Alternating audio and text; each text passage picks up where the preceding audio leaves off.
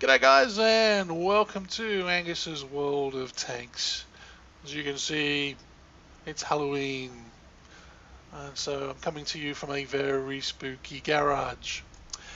Now guys, I'm actually going to start a series on premium tanks. I'm going to rate all the premium tanks, and you can decide whether you want to buy them or not.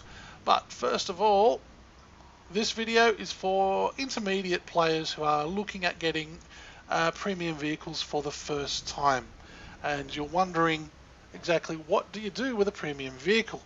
Okay, so if you have a look down the bottom there, these are my American light tanks. I have two tier 6 American light tanks that are grindable. I have the M3 Stuart and the T1 Cunningham. I also have 4 premium tanks. 1, 2, 3, 4. Alright, so the way I'm going to use these premium tanks is actually a means to an end, not an end in itself. Because if you have a look here, right, one of the greatest things they don't tell you in World of Tanks is you can actually swap crews around. But the thing is, see this crew here, and I'm going to actually use this crew. This crew here has the ability, okay, to use, basically it's trained on a T-37.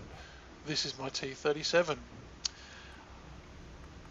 Any crew of the same nation and the same type of tank can jump into a premium tank. Okay, so this is a crew that drives an American light tank. So if I send them to the barracks, if I then grab my T1A6, which has no crew in it, if I have a look, I can now pick up the T-37 commander and put him in the tank. There we go. He can actually use his perks and skills because it is a premium vehicle of the same nationality. They're both American and the same type. They're both light tanks. If, however, I try and put in the driver from a tank destroyer, something interesting happens. Fails. Okay. Instead of being 100% or 107, including a bonus for this guy, he goes back. Sorry, this Overwolf is in the way there, but that says 91%. He also gets nothing out of his perks and skills. Okay, so this is a really bad idea, and you want to get rid of him. Okay, send him back to the barracks. We want to pick up the correct one, the correct driver. Now, I have a guy trained on the Chaffee. Even though he comes from a different tank, he could actually work in with this crew. But I'm not going to do that. I'm going to send him back to the barracks, and I'm going to pick up the driver of my T-37. There he is. Okay, so the two of them are in there, and they're happy on 90%.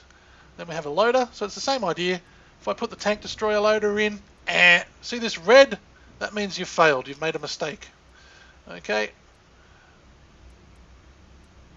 The red there, as long as it's orange light tank, you're fine. The red there doesn't matter. If it's a red tank destroyer, fail.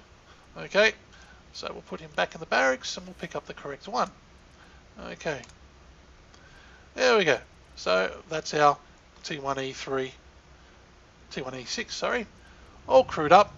And if I were going to be taking this into a battle, I would grab the binoculars off the T-37 and put it on the T1E6. Okay, everybody clear on that.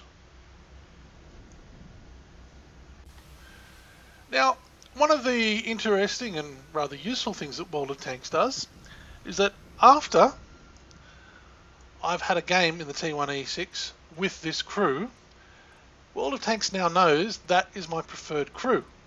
So, let's say I get this crew and I put them back in the T-37, right?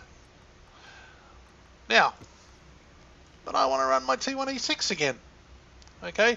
Instead of going through everything, in fact, they're not even in the barracks right now, all I have to do is hit crew operations, return crew to vehicle. Here they are, ready to go, and bang, hit battle. But that is only doable after you've had your first battle with that crew in that tank. If you do it before that, well, it's just not an option. So guys, if you're wondering, why would I ever use these tanks as a trainer to train up my crew, I want you to imagine this, okay? Imagine it's a ×5 weekend, okay? So I get my T-37 and I play a game in that, and I have a win. So I've got the equivalent of 5 games there.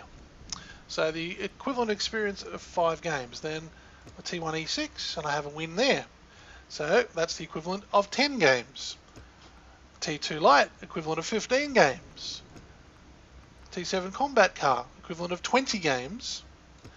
M22 Locust, equivalent of 25 games. Plus you'll probably lose as many as you win, 50%.